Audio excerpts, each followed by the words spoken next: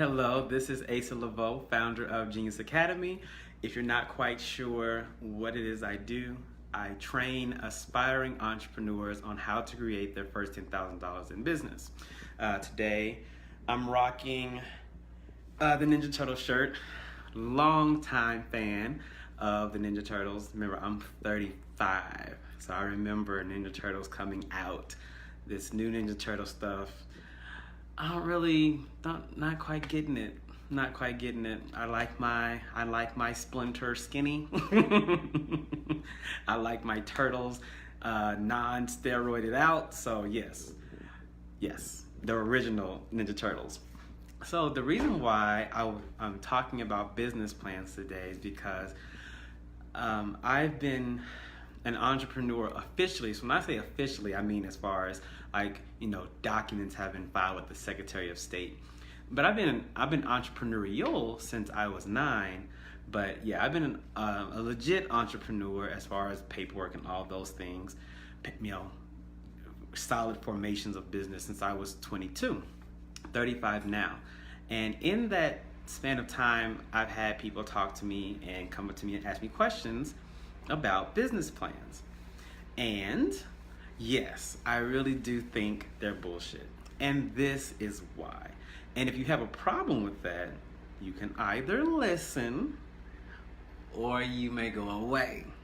Because I'm very clear on why I feel this way. So when you have a business plan, I get it. There are aspects of the business plan that can be helpful. But for the most part, your business plan that you create, as far as the format of it, your business plan is really an educated guess, a business hypothesis in the way that I see it. So let's go down the line of things that I've been a part of. So when I had a landscape business in my teens, no business plan. When I had a daycare center with over 100 different children, there was no business plan. When I had a store, no business plan. The thing about what made those things possible and the thing that made those things continue was having business action steps. So a business plan is more along the lines of saying, what exactly in your business do you project to do? The thing about a business action steps is these are the steps that I know I need to do in order to get the thing that I want for the desired result. Hi, so everyone coming in, hi, hello. We're talking about business plans today. So that's my feeling, my understanding, and my experience. Now I will say, there was a time that I was looking to I was in Oklahoma City, and I was looking to purchase a building. And the reason why I wanted to purchase this building was that I could create a co-working space for other entrepreneurs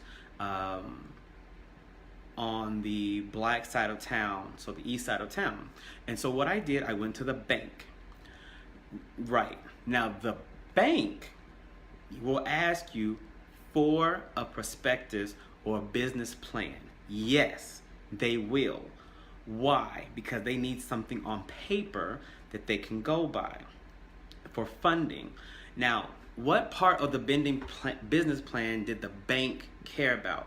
They cared about what type of money that I already had in the business. They cared about margins for the things that I wanted to sell and offer, and they cared about how they saw the validity of them getting their money back. That's what the business plan was for. Now, the reason why I say business plans are bullshit is because the majority of individuals that start businesses, not the ones you read about in the paper, not the ones that are going viral, the ones that are getting started every single day, those businesses are being started in garages, those on the back of napkins. Those are, for the most part, what entrepreneurs are actually doing. So if you are service-based, if you have a makeup line, if you have a t-shirt line, if you are in landscaping, for the most part, you're not going to the bank asking for money if you are brand new. Even angel investors, they're not worried about the plan per se. They're worried about how do you intend to scale your business. What things have you done that makes your business better than everyone else's? Those are the different things they will ask you. And that's been my experience having conversations with angel investors, going to pitch competitions and things of that nature, getting clients ready for pitch competitions. Not once have I sent a client to a competition with a business plan. That is not what we're doing here. We are understanding the scalability of your business. We are understanding the success that the business has already had, as well as what are we doing next for the next 1 year, 5 years, 10 years down the road as far as action steps are concerned. So I'm not caring about an Excel spreadsheet that calculates growth of 7.8% yearly. No, because it's not an investment per se. It's not gonna reach metrics step by step by step by step. Most time entrepreneurship looks like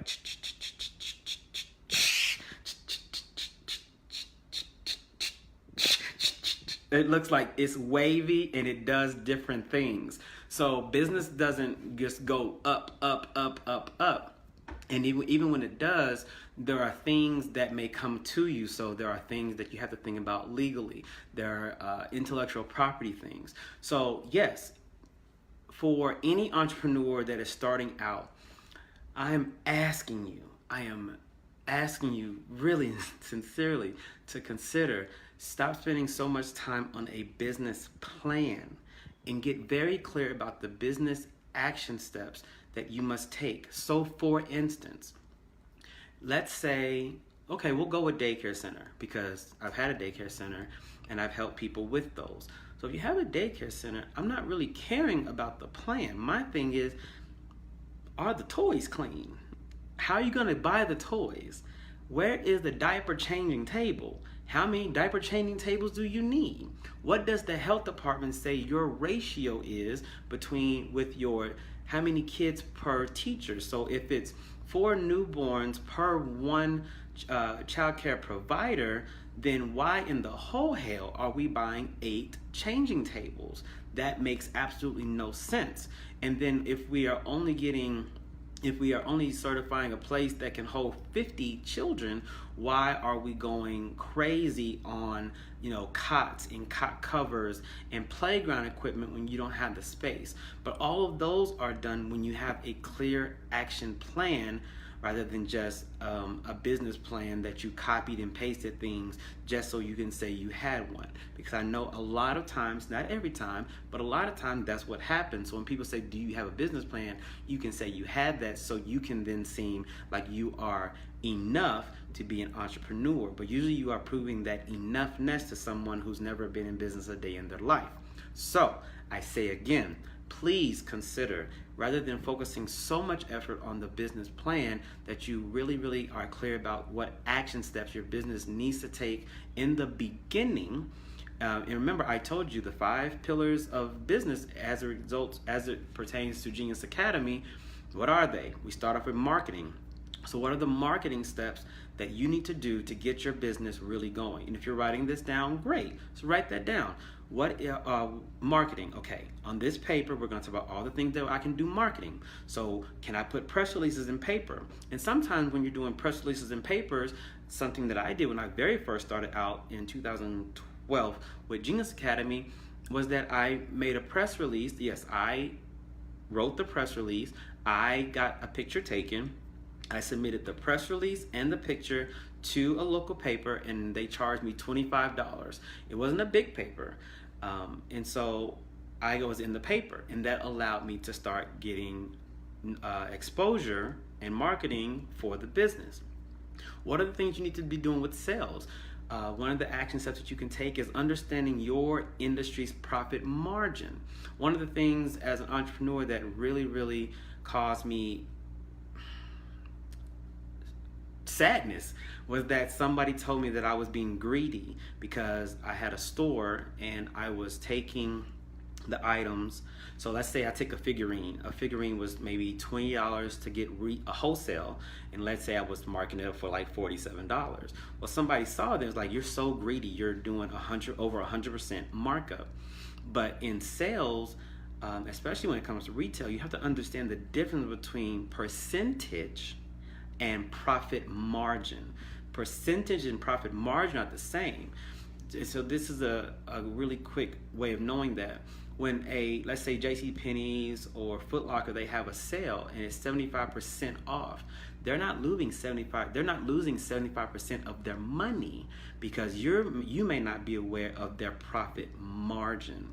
So they have a margin that allows for a certain percentage to be taken off. So when you're talking about sales, think about that.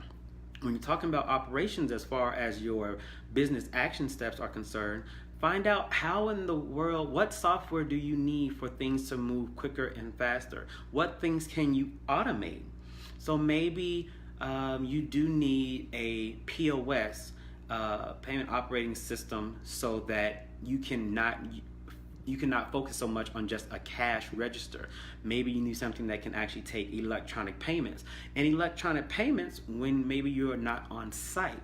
So you need to understand those. So a business actions plan would say, I need to secure this particular platform, or I need to research and find out which POS works best for the business that I have. When you're talking about finance, every bank is not created equal. What bank works best for you?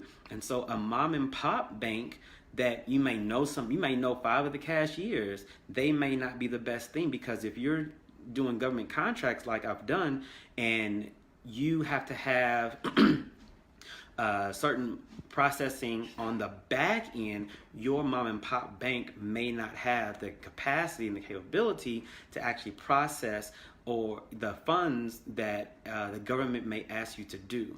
So all of these things are to be considered when you're making your business action steps rather than your business plan, because this is about getting shit done, not about looking pretty as if things are actually getting done.